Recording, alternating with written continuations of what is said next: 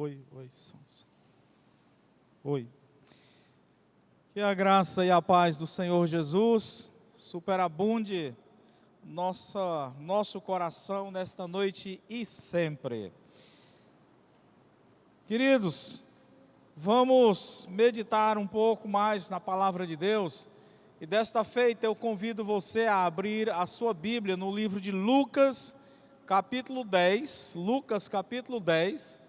E nós vamos estar lendo um texto conhecido, um pouco longo, mas vamos lê-lo. Lucas, capítulo 10, do versículo 25 ao versículo 37. Lucas 10, 25 a 37. Nesse texto, nós encontramos a parábola, a tão famosa parábola do bom samaritano, como ela é mais conhecida, a parábola do bom samaritano.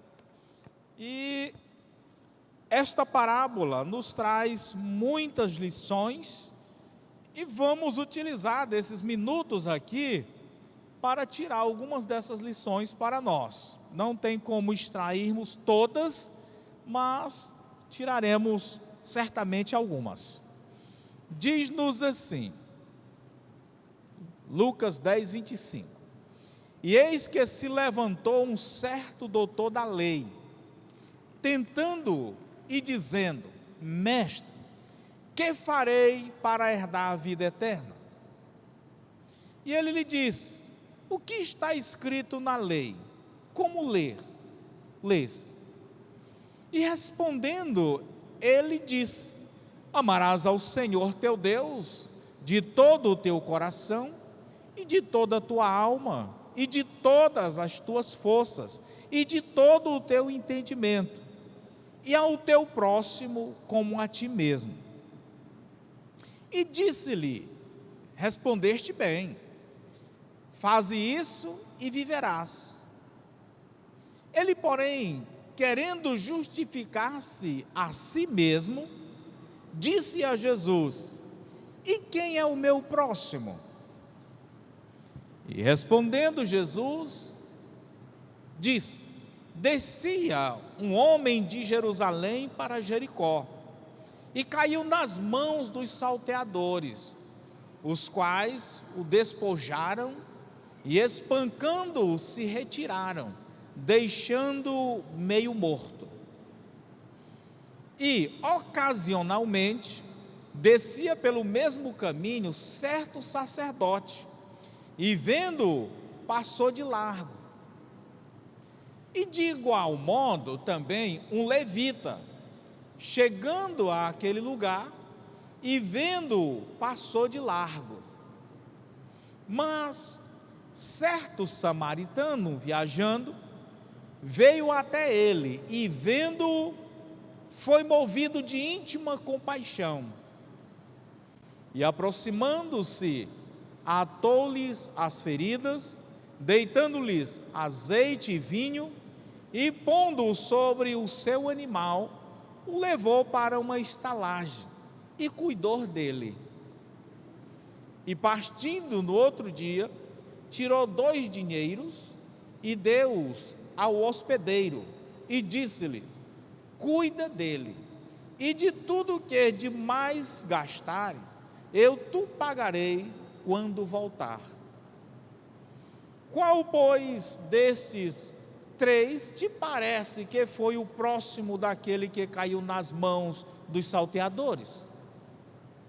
E ele disse: O que usou de misericórdia para com ele. Disse, pois, Jesus: Vai e faze da mesma maneira.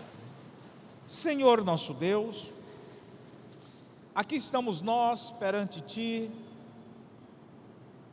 suplicando, ó Pai, que o Senhor abra neste momento o nosso entendimento para entendermos a Tua palavra, abrindo o nosso coração para guardar a preciosidade da Tua palavra, Senhor, que sirva para a sedimentação da nossa fé, sirva também para produzir a fé salvífica aos nossos amigos que aqui estão, que não se comprometeram ainda com Cristo Jesus, recebendo-o como Senhor e Salvador. Que nesta hora o teu Espírito tenha total liberdade entre nós, que todo espírito de incredulidade seja repreendido em nome de Jesus, que nenhum inimigo possa trazer distração ao coração do teu povo, dos nossos amigos, retirando a tua palavra. Ó Deus, que neste momento nosso coração seja boa terra para receber a santa palavra de Deus.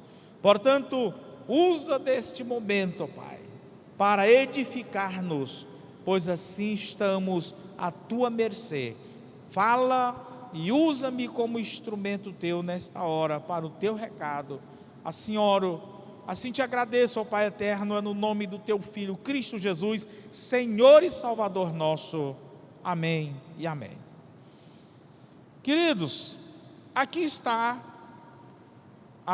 como já disse, a parábola, como é muito conhecida, do bom samaritano.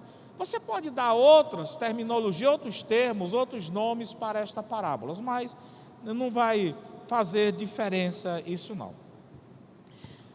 Esta é uma das parábolas mais conhecidas da Bíblia. Qualquer lugar que você lê ou falar, certamente as pessoas já ouviram falar sobre as mesmas.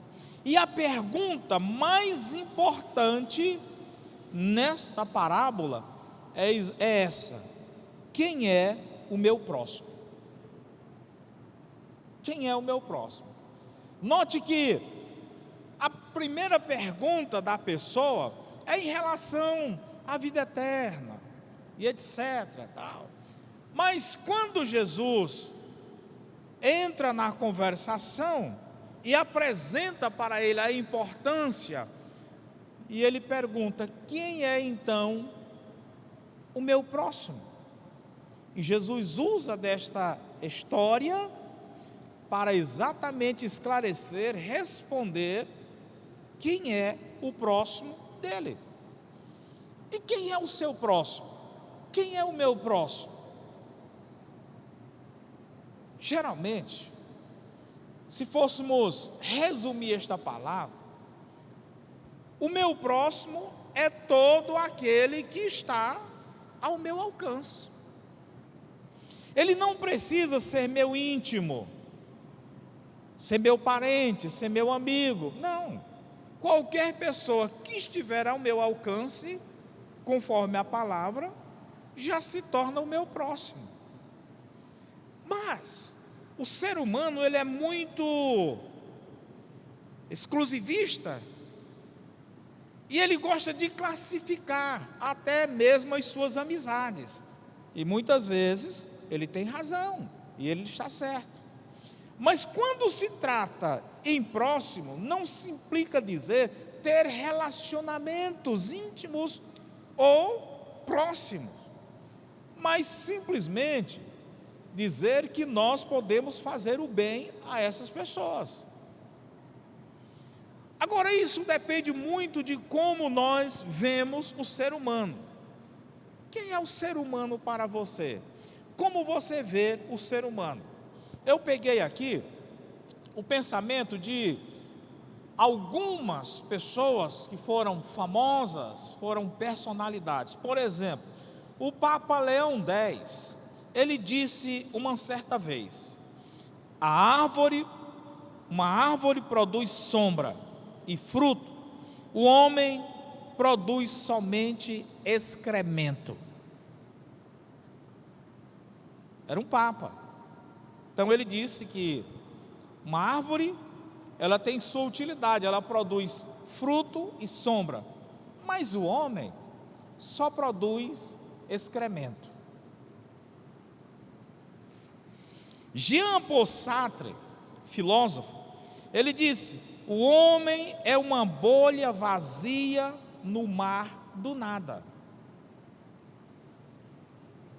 Aristóteles, todos conhecem, ele disse: o homem é um galo sem perna. Um galo, o marido da galinha, é um galo sem perna. Ora, se esses homens eles pensavam assim dos outros homens, qual valor ele dava a esses homens? Ou ao homem? Valor algum. Então nós só vamos considerar de fato o nosso próximo se nós estimamos o ser humano, se nós valorizamos o ser humano. De outra forma, esta palavra próximo não tem sentido nenhum para nós. É insignificante, é uma palavra insignificante. Mas aqui, queridos, nós podemos tirar lições para nós, porque Jesus, ele valorizou o próximo. Ele veio exatamente para valorizar o ser humano. E nós podemos tirar lições desse texto, em que essas 3 pessoas, que termina sendo 4, mas vamos colocá-las como 3, essas 3 pessoas inseridas na visão do samaritano, pela relação ou pela reação que elas tiveram em relação a eles. Então são 3 pessoas que deram 3 respostas diferentes. E a primeira resposta aqui, que nós poderíamos observar, é exatamente a resposta dos salteadores, dos ladrões. Olha no versículo 30. E respondendo Jesus disse: descia um homem de Jerusalém para Jericó, e caiu nas mãos dos ladrões, os quais roubaram e espancaram e o deixaram ali semi-morto. Então vamos ver aqui a primeira resposta que nos é dada por esses ladrões, esses salteadores. Qual é a resposta? O que é seu é meu, então eu vou tomar de você. O que é seu é meu, então eu vou tomar de você. Muitas pessoas, elas veem o próximo assim, como um objeto onde eu posso tirar, simplesmente tirar dele para mim, seja para o meu usufruto, seja para o meu deleite, meus prazeres e etc. Vamos, por ocasião do ponto mais forte da pandemia de Covid-19, o governo federal, ele foi obrigado pelo Supremo Tribunal Federal a enviar dinheiro para os governadores, para fazer frente à Covid-19. E todo o Brasil sabe que houve uma roubalheira imensa, ou seja, dinheiro que era para salvar vidas, e eles estavam metendo a mão, entendeu? Meteram a mão mesmo, forte. Ou seja, é exatamente isso, o que é seu é meu, então eu vou tomar de você, você não é para ter nada não. Foi assim o pensamento dos ladrões. E o pecado fundamental aqui, irmão, é exatamente a ganância. O ser humano, na sua maioria, ele é ganancioso. Ele não se contenta em ter aquilo que é dele. Ele quer também pegar o que é do outro. Ele quer pegar o que é do outro. Não há nenhum respeito ao 8º mandamento, que o 8º mandamento de Deus é: não roubarás. E estas pessoas, elas parecem que não têm sentimento. Quem é militar, aqui, quem já foi militar, quem já trabalhou nessas casas de recuperação, ou naquilo que se diz presídio, mas eles querem dizer que são centro de ressocialização. Percebe-se que aquelas pessoas, aqueles internos, eles se tornaram desalmados. Eles não têm mais compaixão. eles só pensam em si. Eu trabalhei há algum tempo aqui no Jorge Vieira, que diz ser centro de ressocialização, que de ressocialização não tem coisa nenhuma. E ali eu percebi com os internos, parece que a alma saiu deles, a compaixão saiu deles, eles só pensam em si, é uma ganância em tirar aquilo que é do outro. Não existe oitavo mandamento para eles: não roubarás.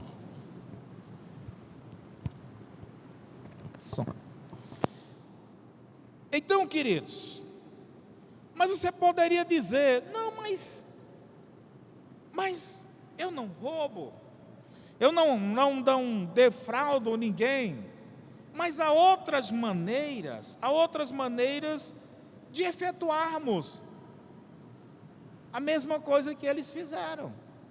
Por exemplo, quando nós tomamos aquilo que é nosso, é um roubo. Quando também nós pisamos nos outros para alcançar aquilo que nós almejamos, nós estamos fazendo a mesma coisa, tirando o que é da pessoa para nós. Quando nós difamamos a reputação de terceiros, nós estamos fazendo a mesma coisa. Quando nós nos apropriamos de um trabalho de alguém para levarmos a fama dele, estamos fazendo a mesma coisa. Às vezes nós estamos inseridos no mesmo pecado, tomando aquilo que é do outro, e nós não estamos percebendo, estamos achando que é normal.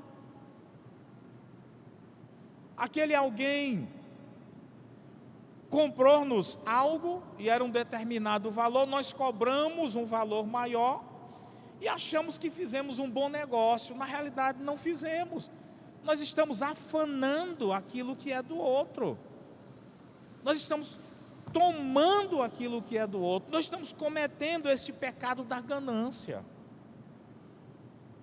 Então, os salteadores, os ladrões, eram desalmados e cometeram esse pecado: o que é seu é meu, então eu vou tomar de você, o pecado da ganância. Mas nós podemos ver uma segunda perspectiva aqui de vida, que está exatamente nos versículos 31, Manuel, e 32. E ocasionalmente descia pelo mesmo caminho certo sacerdote, e vendo ali aquele homem caído, ele desviou-se do caminho. Só um momentinho. Quem era o sacerdote? O sacerdote seria, no contexto atual, um padre, um pastor, um rabino, ou seja, aquele que é responsável por ensinar a palavra de Deus. No contexto seria isso. Agora, vamos lá. O texto diz: e ocasionalmente descia pelo mesmo caminho. Ora, se você pega lá o versículo, diz que aquele homem, ele vinha descendo de Jerusalém para Jericó. De Jerusalém para Jericó. Então o que ele foi fazer em Jerusalém? Provavelmente ele foi adorar, porque o templo ficava em Jerusalém. Se o sacerdote vinha descendo também de Jerusalém, o que é que acontece?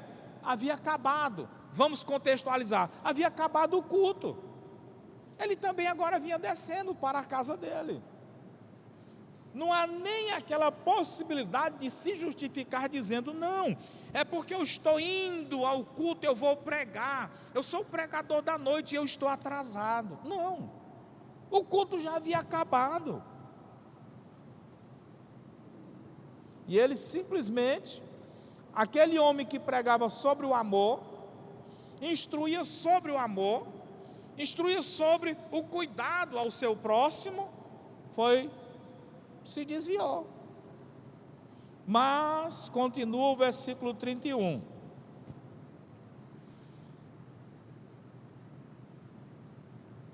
Aliás, o outro versículo, não é o 32, melhor dizendo, mano.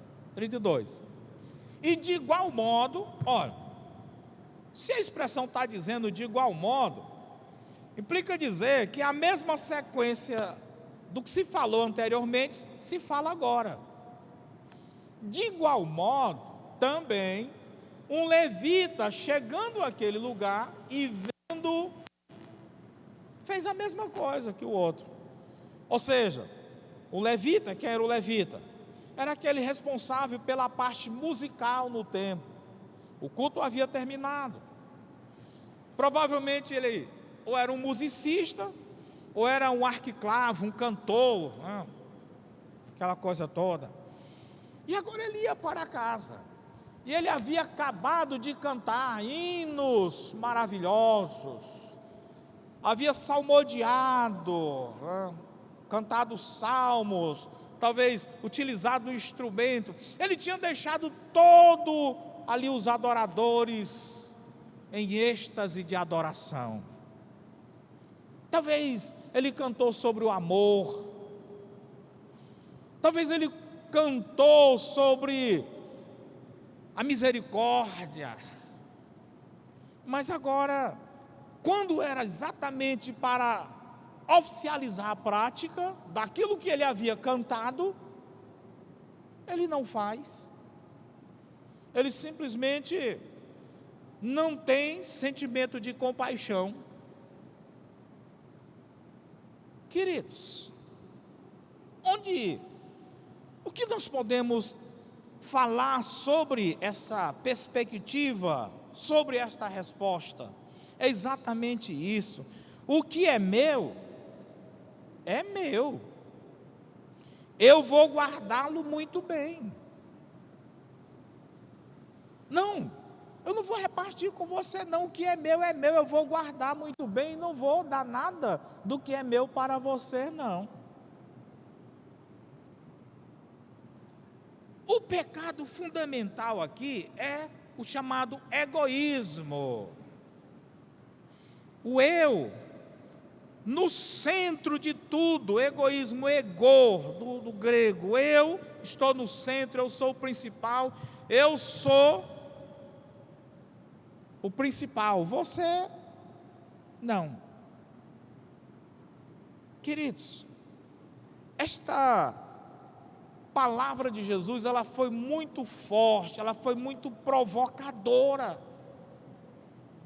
Muito provocadora. O sacerdote e o levita, eles foram piores do que os ladrões. Sabe por quê? Porque o ladrão é aquilo que eu já falei, ele é desalmado mesmo. Ele não tem sentimento de misericórdia e nem prega sentimento de misericórdia. O ladrão só prega é matar, fazer parada e tal. Então para ele aquilo ali é o natural, é a vida dele, é a essência dele, é do ser dele aquilo ali. Mas o sacerdote, o levita, só fala de amor. Então, os ladrões, eles demonstraram a realidade do que de fato eles são. Mas os sacerdotes foram hipócritas. Então eles, ao meu ver, se tornaram piores do que os ladrões. Porque são religiosos que se cobriam de egoísmo, de uma falsa santidade.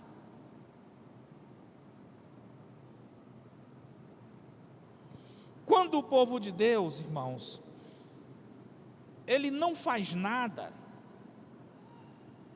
de mal. Às vezes nós nos justificamos dizendo assim: eu sou uma pessoa boa, eu não faço mal a ninguém, eu não faço nada de mal. Mas também não fazemos nada de bem. Deu no mesmo lugar. Eu não faço nada de mal, mas também não faço nada de bem. Olha o que é que Lucas, capítulo 17, versículo 10, se não me falha a memória, Mandel. Lucas 17, 10. O Senhor Jesus Cristo, ele está dizendo: olha, quando você faz tudo, mas tudo mesmo que te foi mandado, você ainda deve se considerar um servo inútil. Olha aí. Assim também vós, quando fizerdes tudo o que vos for mandado, dizei: somos servos inúteis, porque fizemos somente o que devíamos fazer. Ou seja, a tendência nossa é assim: pronto, eu cumpri com isso aqui, então não. Mas mesmo que se nós fizéssemos tudo aquilo que a nós fora mandado, nós ainda somos considerados inúteis. Imagine não fazendo o que nos foi mandado. Somos considerados o quê? Ora, se eu sei que tem de fazer e eu não faço, eu sou considerado o quê? Não existe palavras, né, para classificarmos esse tipo de pessoa. Porque se eu faço tudo o que me foi mandado, eu sou inútil. Imagine não fazendo, eu sou o quê?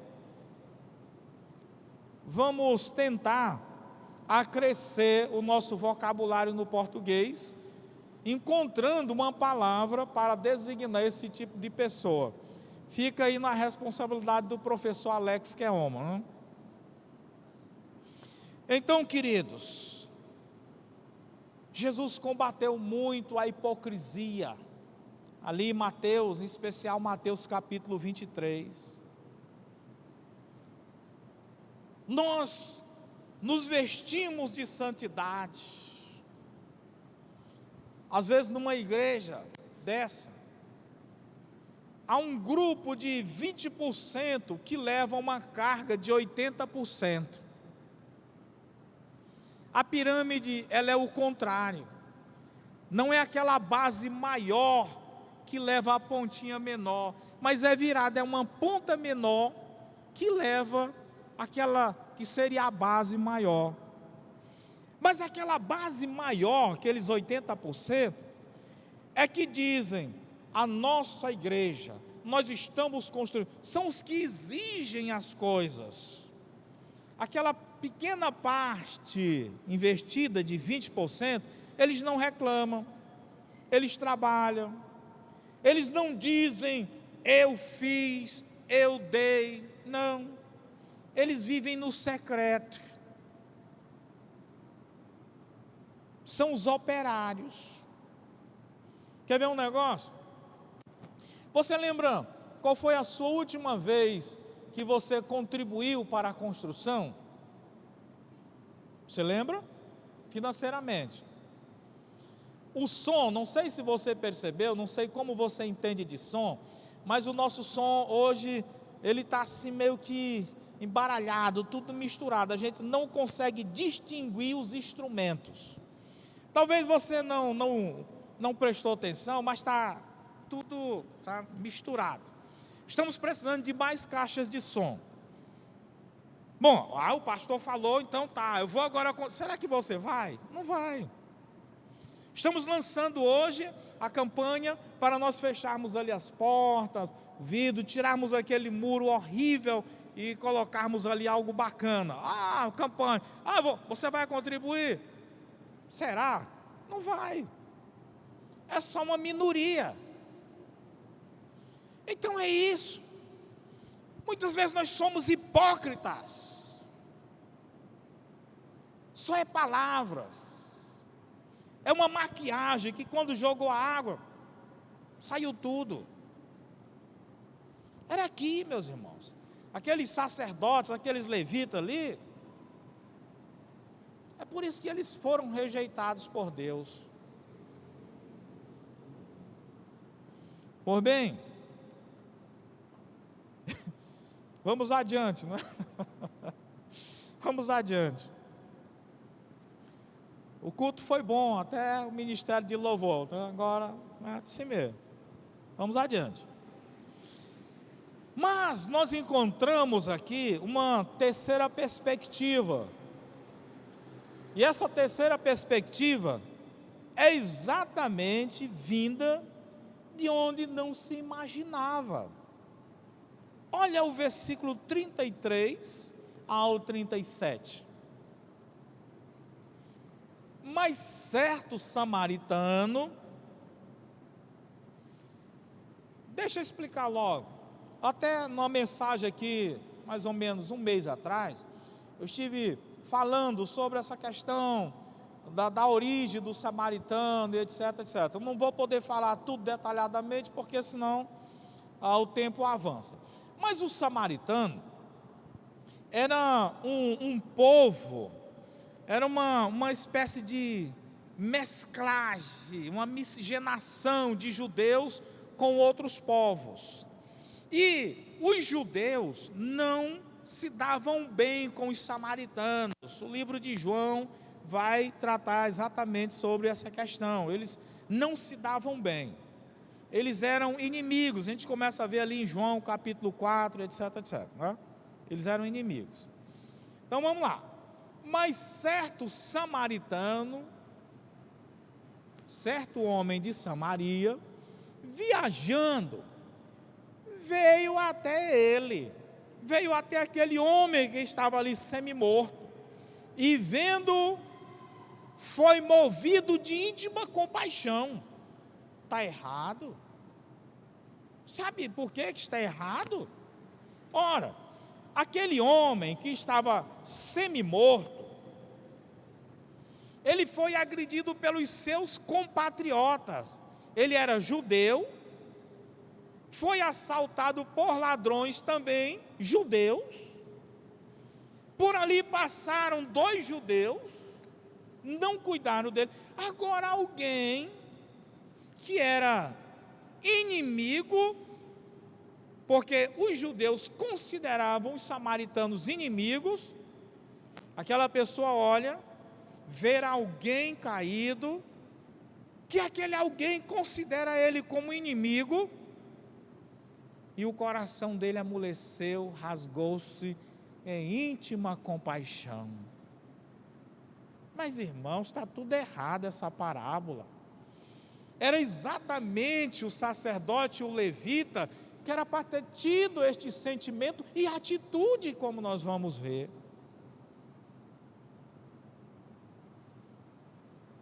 E não esse samaritano. Está tudo errado. Íntima compaixão, ele foi comovido, ele foi envolto de íntima compaixão. Continua, Manuel. E aproximando-se, fez ali os primeiros socorros, não é? Pegou aquele homem, desceu do seu animal, colocou sobre o animal e foi caminhando, levando o homem ali sobre o seu animal até uma hospedaria, um hotel, vamos assim dizer, contextualizar nos dias de hoje.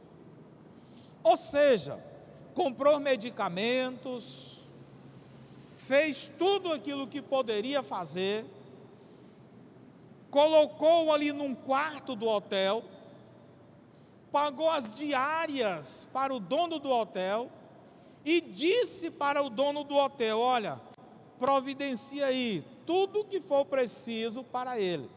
Se for preciso uma enfermeira, traz. Se for preciso um médico, traz. E coloca aí na minha conta que eu vou pagar tudo. Ele não se preocupou qual seria o gasto.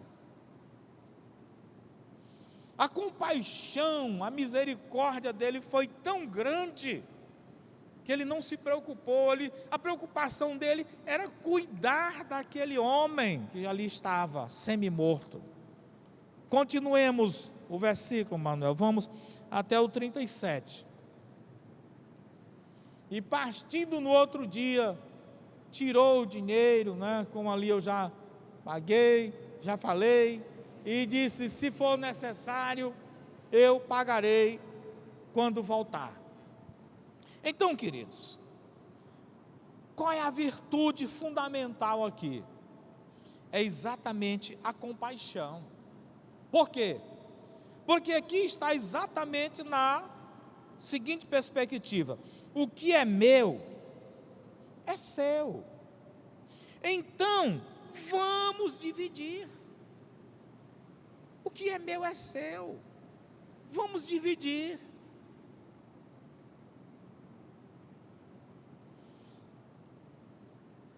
Os judeus, eles não gostavam do samaritano.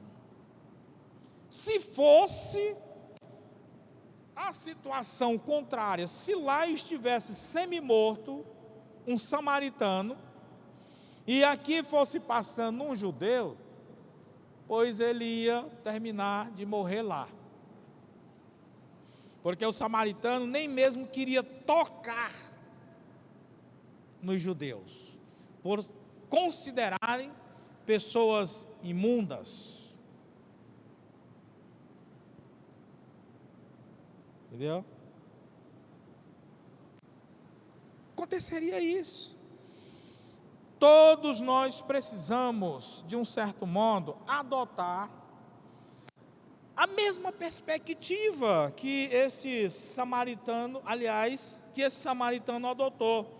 O que é meu é seu, então vamos dividi-lo.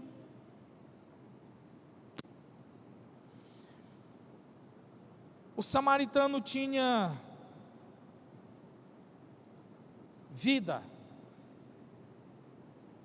Ele tinha em si a ação de Deus. Ele tinha muito mais compreensão daquilo que Deus quer do ser humano do que aquele próprio sacerdote, aquele próprio levita. Em outras palavras, ele era um homem muito mais de Deus do que aquele sacerdote, do que aquele levita. Porque eles não acolheram o seu compatriota, não cuidaram do seu compatriota. Isso pode acontecer, irmãos. É claro que você poderia estar questionando consigo: pastor, mas é tão difícil nós adotarmos essa perspectiva: o que é meu é seu. Certo, verdade. Porque Mateus 24:12 diz: por se multiplicar a maldade, o amor de quase todos esfriaria. E é verdade. Hoje, para onde nós vamos, nos semáforos, agora, se você parar ali naquele semáforo da ponte metálica, vem 2, 3 pessoas com aquela plaquinha de papelão: fome dói. Dá até pena, né? Mas na realidade é uma opção que ele escolhe. Rapaz jovem, toda noite eu vou para o 25 BC, e eu vou por lá, e eu fico olhando um rapaz jovem, idade de ser mais novo do que minha filha mais nova, e fica naquela vida. É complicado. É um caso a se pensar. E aí, pastor, vai desfazer toda a mensagem? Pois é, né? Eu não dou. Mas, pastor, você não acabou de dizer que tem que dar. Mas veja a situação. Cada real que você dá para ele, ele vai ali para a boca de fumo, após os trilhos, comprar uma pedra. Na realidade, você não está ajudando, você não está levantando, você está matando. Meu querido, você quer comer agora? Pois vamos ali, eu vou lhe dar um prato de comida. Mas cada real que você dá, com mais outro, é uma pedra de crack. Esse é o problema. Note que as situações são diferentes. As situações são diferentes da parábola. Mas julgue você mesmo, tome a posição você mesmo. Cada um de nós somos livres para tomarmos essas decisões. Então, queridos, qual seria aqui a conclusão do texto? Qual seria a conclusão daquilo, de todo este apanhado que nós temos aqui falado? A conclusão é esta. Mateus afirma: ao ver as multidões, ele se encheu de compaixão. No caso, Jesus. Jesus continua nos dizendo: o que é meu é de vocês. Eu vou compartilhar o que me pertence com vocês. Jesus, íntimo de compaixão.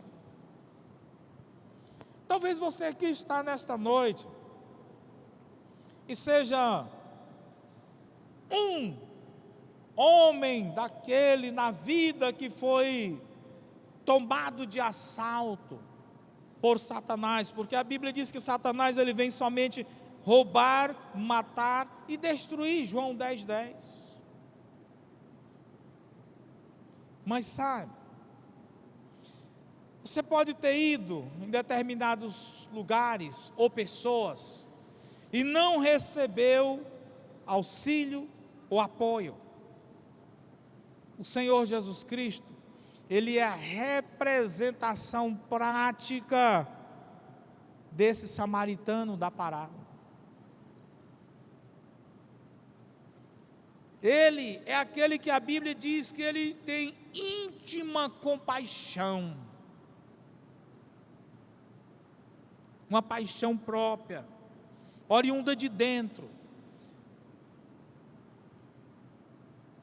Então, meu querido, independente de como está a sua vida, você que está aqui conosco nesse auditório, você que está nos acompanhando através das redes sociais, o Senhor Jesus Cristo, Ele tem íntima compaixão por você. E Ele quer te levantar. Ele quer curar as tuas feridas. Ele quer dizer: olha, cuida dele. Eu serei o credor dele. Qualquer coisa que ele precisar, eu pagarei. É isso que Jesus está dizendo por você e com você. Então, nesta noite, o que é que você tem que fazer? Nada. Veja o que foi que o homem semi-morto fez. Ele simplesmente aceitou os primeiros socorros. Ele simplesmente aceitou ser colocado sobre a cavaldura do animal. Ele simplesmente aceitou ser colocado ali na hospedaria. Então, nesta noite, simplesmente aceite, aceite, aceite. Não resista. Já pensou se aquele homem semi-morto, aqueles judeus, olhasse para o samaritano e dizer: não, me deixa aqui, você é meu inimigo, eu não quero que você cuide de mim. Ele teria morrido ali. É você, meu querido. Você está na beira da morte. Porque sem Jesus, nós corremos tão grande perigo. E muitas vezes Jesus está estendendo a mão, dizendo: olha, eu quero levantar você. Eu quero resolver os teus problemas. E nós continuamos dizendo: não, Jesus, eu vou resolver sozinho. Não se preocupe que eu vou me levantar desse chão sozinho. Eu vou atar as minhas feridas sozinho. Você é aquele judeu caído, aquele homem caído semi-morto. Deixe Jesus levantar você nesta hora. Sabe o que é que você vai fazer? Jesus, eu estou aqui sem força, eu tenho lutado para me levantar, não tenho conseguido, mas nesta hora eu me rendo a Ti, e eu estou aqui perante Ti, Senhor. Então, se você quer fazer isso, você vai assim, acenar com uma de suas mãos, até que eu veja, e após eu ver, você vai baixar, onde está a primeira pessoa que vai se render a Cristo Jesus, reconhecendo-o como Senhor e Salvador da sua vida.